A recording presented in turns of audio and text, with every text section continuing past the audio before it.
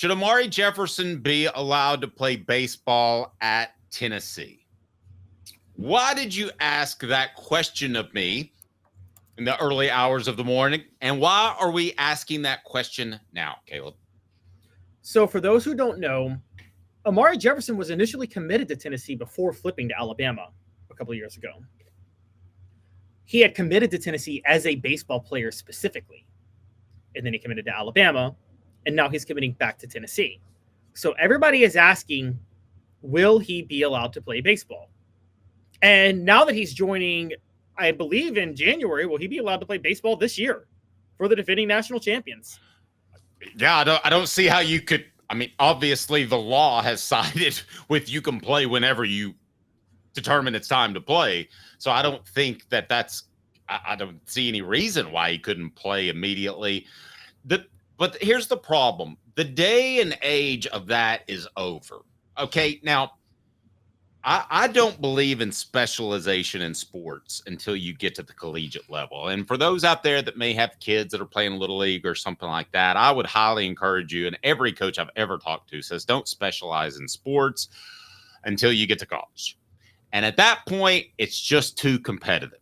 The days of Leonard Scott staying on the field because he's fast, couldn't catch anything, but he's a track athlete too. Those days are over. You're not going to be able to excel in one, which he did in track, and survive in the other, which he did in football. It's just not going to happen, Caleb. I don't see anything changing in that regard. I can remember Leonard Scott would miss time for track, and other guys. I mean, obviously Todd Helton missed time for baseball, but he knew baseball would be where his bread's buttered. I remember those guys going back and forth, and in retrospect, it felt so amateurish. And whether you want to believe it or not, college football is not an amateur sport anymore. No, it's not. You're nicer than I am. If I'm Josh Heupel, I'm like, hell no, you can't play baseball. I'm not. No, I'm the same way. I mean, that would be cleared up in his recruitment as a transfer guy. I would say that ain't happening. Yeah, and let's be clear about this. What did Jimmy Hyams just tell us, and what have we talked about? Receivers, it's not just simple route. It's not just simple running a route in this offense of what you're told to run. You have to read the defense and break based on what the defense does. There's a lot of development and just building rapport and repetition to do that, right? You got to get a lot of reps in to do that, to get used to that and understand it. You got to play in the spring, man. You got to practice in the spring. You got to really learn this offense and figure out how to do that. Tennessee needs you. And I'm sorry, you got to play football. Maybe when you pick up the offense like the back of your hand, we'll have a conversation. I still wouldn't do it. But you're making money to play football now. No, sorry, you play football. Football's a revenue-generating sport. Your NIL is based on your ability to play football, not baseball. And you're going to play football. And sorry, that's just the way it is. If you want to play baseball, go play baseball and turn in your jersey. And, I mean, that's the truth of the matter. I mean, I don't think that – because one, Dave, and here's the big part of this, it's not even just the principle of it, because I'm not one who, like, lives and dies by principles, honestly. I mean, principles are, like, you know, they only go as far as the people as they benefit the people who uphold them. I do believe that if he's playing baseball, he's not going to be useful at receiver because he's really got to pick up this offense. It's very similar to how, I mean, it's the equivalent of when Swiper Boy was out here rapping when he could have been an NBA player if he just put down the mic for a minute. No, I agree with that too. I think this is the time to specialize and to play baseball. Now, if he's looking at it long term and he says, you know, I may not be, I'm talking about through Amari's head, okay? So work with me. He's got 4 years of eligibility left. He could say to himself, I've got at least 2 years before I would have to make any sort of professional decision. So I'm going to do both because long term, I need to see where I'm going to be. That could be going through his head. And that would be my concern if I'm Josh Heupel, Caleb, because you don't even need to be thinking that way because the football team absolutely needs you. This is not Leonard Scott being on the roster when you have 4 other receivers better than him. he might be one of Tennessee's top 3 receivers and a starter in their 3-man rotation this fall. I mean, this is not an extra pickup for depth. No, this is not. This was Tennessee needed this guy desperately. So I'm totally with you.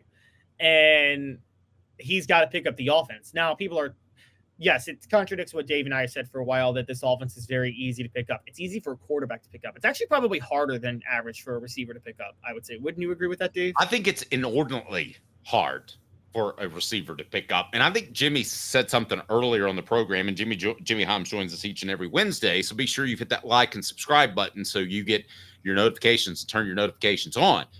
But I think it's too complicated it's either too complicated for the receivers in their first year, or Kelsey Pope isn't teaching it correctly. I don't know which it is. And Jimmy brought up a great point. You have receivers that wanted to get out of there. Do they not have a better relationship with Kelsey Pope? But, all of that has nothing to do with how Jefferson can have an impact this season. The key to Jefferson having a big impact this season is he's got to be locked in right now. And if he's not, and he's thinking about baseball, I would have a concern. Now, I will say this. If the young man said, I want to play for this national championship baseball team, and that's the only way I'm coming, I'd take him. Would you take him? If he said, Coach Calhoun, I'm coming to play for your team, but I want to play baseball as well. Take it or leave it. I've got North Carolina who said they'll do it. I've got Miami who said they'll do it. I've got LSU, blah, blah, blah. So it's up to you. I would like to come home. Leaving it. I'm leaving it. And I'll tell you why I'm leaving it. I'm leaving it too. I'm probably leaving it too. Yeah. And the reason is, again, it's not a principle thing.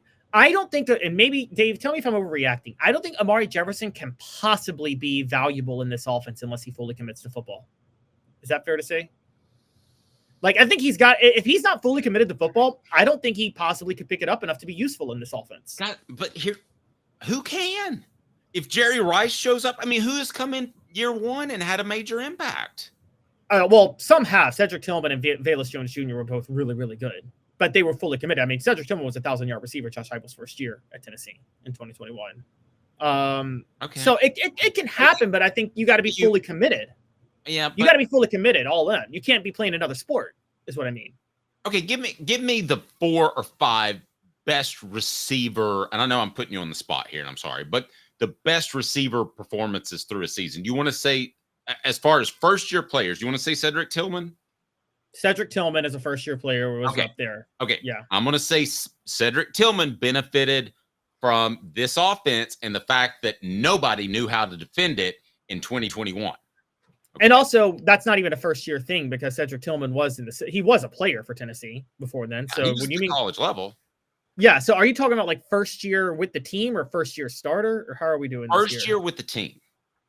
Okay, well, who's the best season ever for a first-year receiver with the team at Tennessee? I'm trying to think. I guess you would have Brew McCoy had a solid year. Brew McCoy had a solid year when Tillman, but good Lord, he's 38 years old.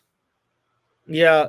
Juwan Jennings had a good not ready to contribute. I mean, he really is like, what, 23? If you're not ready to contribute after you've transferred 3 times and Cordarrelle Patterson, when he was a junior college transfer and went to the offense in 2012, Cordarrelle Patterson was a hell of a receiver that year. But that's not a Heupel. I'm not only talking about Heupel. No. Yeah, Heupel, there's no first-year guys, but it was Tillman's first year in Heupel's system. Okay, and it was the same with Baylor. Oh, that year, Javonte Payton. Javonte Payton was a first-year player for Tennessee, transferred from Mississippi State, and Heupel was a first-year head coach. And Javonte Payton actually was very effective that year. Okay, I'm giving you Payton, a little bit of McCoy because he had to play because Tillman got hurt, and I'm giving you Tillman. Now it's my turn. Mike Matthews, Dante Thornton.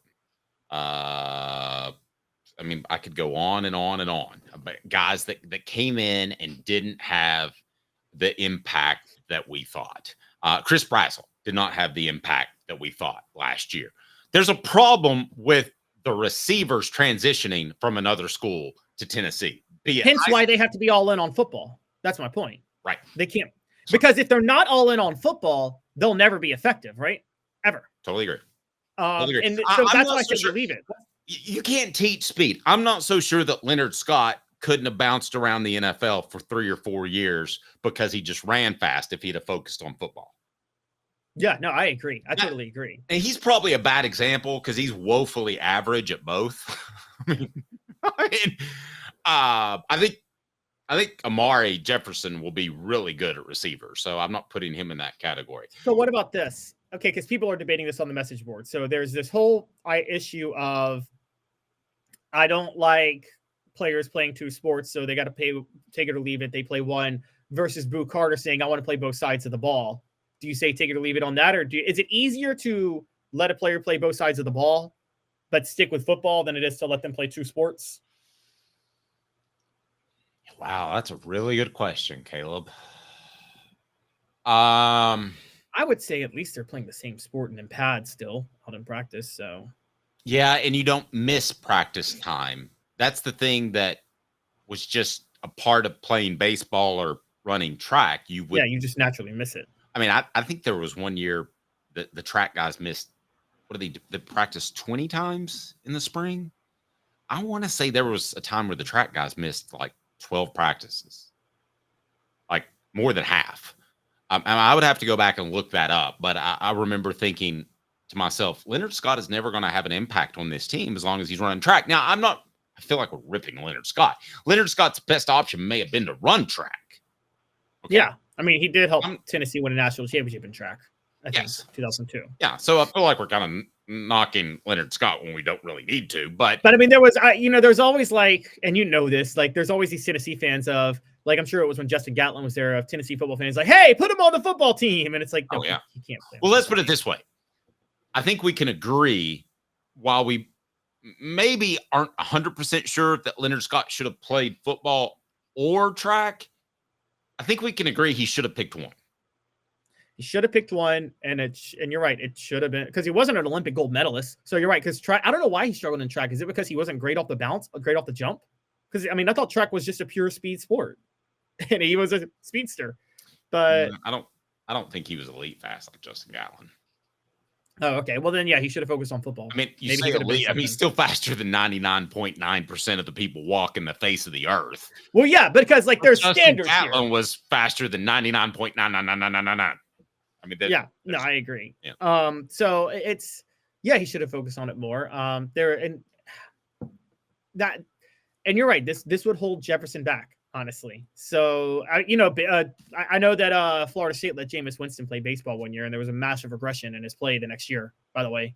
But just for the record, let me ask you this: if he said, "I'm not coming," we've had a chance to hash it out. We've had a chance to think it out. And let's make it the poll question. If Amari Jefferson demanded to play baseball, would you take him as a transfer receiver?